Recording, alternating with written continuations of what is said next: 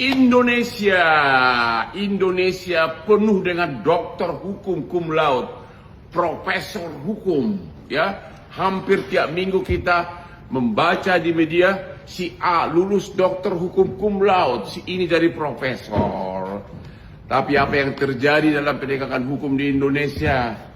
Ya, rakyat korban begal harusnya jadi saksi pelapor, malah jadi tersangka. Korban pelecehan harusnya jadi pelapor, malah jadi tersangka. Itulah keadaan kita sekarang ini. 100 juta lebih penduduk Indonesia yang tergolong miskin. Coba kalau ada kita sangkut hukum, nggak akan lama-lama tersangka.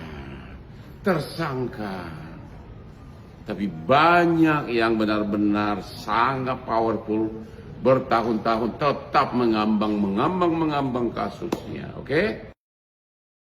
Sekarang, jangan tanya lagi kenapa investor mulai cabut pelan-pelan dari Indonesia ini. Coba tengok dulu cara negara ini diurus sama presiden cap 58% itu. Hukum hari ini udah kayak pesanan. Kasus Nadiem Makarim digoreng kemana-mana. Opini dibangun liar, sampai hari ini nggak ada bukti otentiknya dia benar-benar korupsi loh. Mana kejelasan korupsinya? Yang terngiang-ngiang sama aku itu, si Jokowi minta Nadiem tambahkan anggaran. Udah, itu dia. Di negeri ini, orang belum tentu salah, tapi sudah duluan dihukum di depan publik. Udah keburu sanksi sosial supaya aparat, jaksa, dan hakim kelihatan lagi kerja. Secara sadar, investor lihat itu. Mereka takut pembisnis sukses sekelas Nadiem yang berhasil menciptakan lapangan kerja bagi jutaan warga di Indonesia dikriminalisasi. Melihat kejadian itu, investor pasti mikir lah, karena kalau hukum bisa dipakai buat permainan politik, besok modal mereka pun bisa kena pala kekuasaan seenak jidatnya. Belum selesai di situ, IKN digembar-gemborkan setinggi langit, ratusan triliun uang rakyat dibakar atas nama masa depan Indonesia.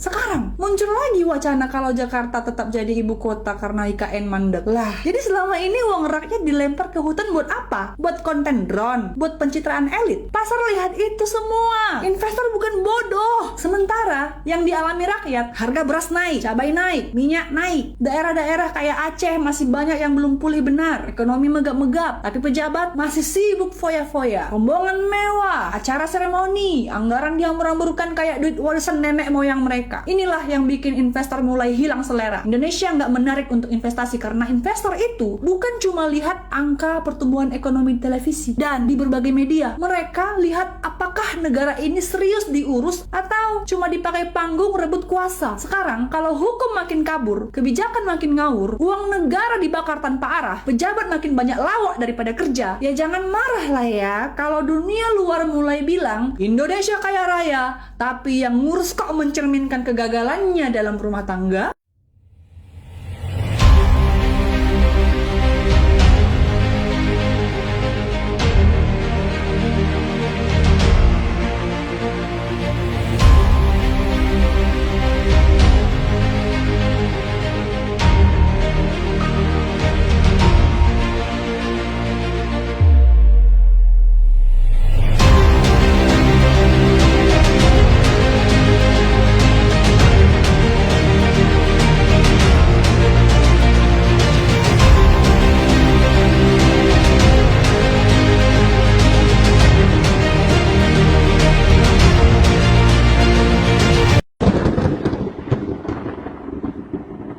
Bohong besar Prabowo nggak tahu ada korupsi, siapa-siapa yang korupsi, bohong besar kan.